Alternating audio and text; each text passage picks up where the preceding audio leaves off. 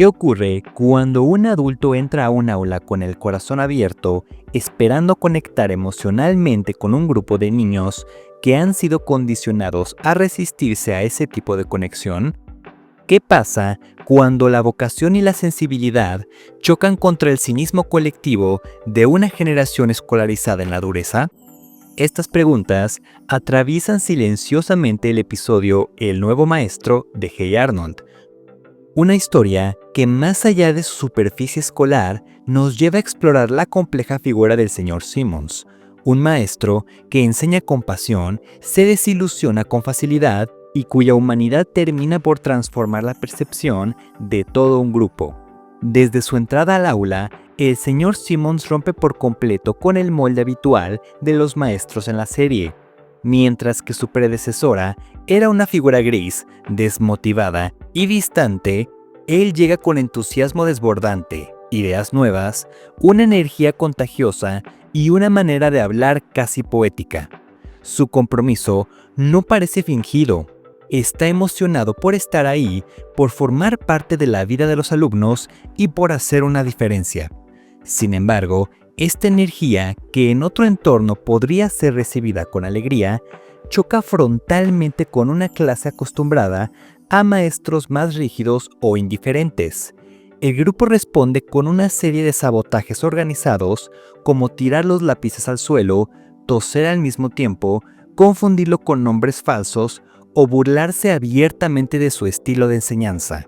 Aquí empieza a revelarse el verdadero conflicto del episodio, el enfrentamiento entre dos visiones emocionales del mundo. Por un lado está Simmons, un adulto que cree en la pedagogía desde el corazón, que ve la enseñanza como un acto de amor, que probablemente considera que cada niño tiene una historia única que merece ser escuchada. Por otro lado, están los niños, especialmente en edad preadolescente, quienes muchas veces han crecido con una imagen del adulto como figura autoritaria, alejada, que no los escucha y que actúa desde el deber, no desde el afecto. Ante una figura como Simmons, no solo no saben cómo reaccionar, sino que su respuesta instintiva es rechazarla. No porque odien a Simmons, sino porque no saben lidiar con alguien así. El episodio profundiza este conflicto de forma muy humana. Simmons no es inmune al rechazo. A pesar de su temple y su disposición, lentamente comienza a derrumbarse cuando ve que su dedicación no está siendo correspondida.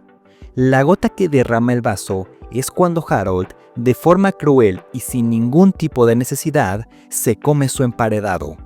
Este gesto, aparentemente menor, funciona simbólicamente como el momento en el que Simmons siente que no solo lo rechazan como maestro, sino como persona. Su respuesta es profundamente significativa.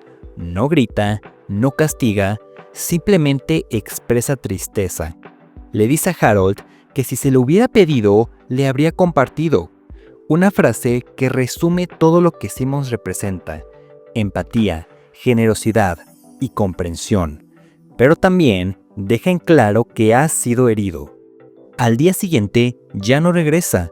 La clase, en principio aliviada, descubre que su nuevo suplente es exactamente lo opuesto: un militar severo, inflexible, sin capacidad de escuchar y completamente inmune a las bromas. Lo que sigue es un proceso de revalorización emocional. Los niños no cambian por una reprimenda o un castigo. Cambian porque experimentan en carne propia lo que es tener a un adulto que no se preocupa en absoluto por ellos, que no tiene ningún interés en conectar. Ahí es cuando comprenden lo que habían perdido.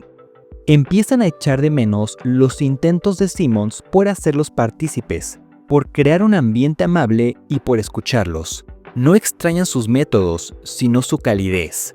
Esta transformación colectiva los lleva hasta su casa. La reacción de Simmons es coherente con su carácter. No vuelve de inmediato.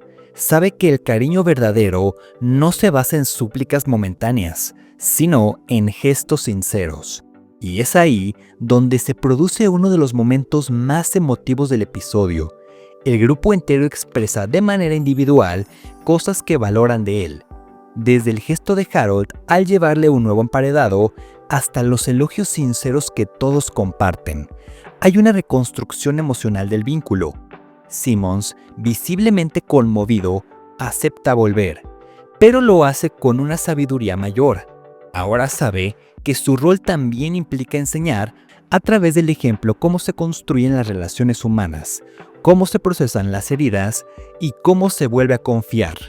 Una vez en la escuela, los niños se encargan de deshacerse del sustituto militar usando su propia creatividad y espontaneidad como armas. Lo invaden con preguntas absurdas, lo interrumpen sin parar, lo frustran hasta que decide marcharse. No lo hacen desde la maldad, sino desde la afirmación colectiva de un deseo: recuperar a ese maestro que ahora saben valorar. Sobre las dinámicas emocionales entre adultos y niños. Pero si profundizamos aún más, cabe preguntarse, ¿por qué el señor Simmons es como es? ¿De dónde proviene esa sensibilidad tan refinada, esa entrega emocional, ese deseo tan profundo de ser aceptado? Podemos teorizar que el señor Simmons es un adulto que ha crecido en un entorno donde la sensibilidad no era la norma.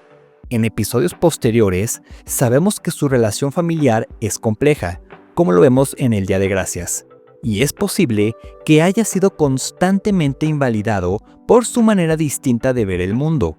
Su entusiasmo por conectar, por inspirar, puede tener raíces en una necesidad personal de haber sido escuchado y valorado durante su infancia.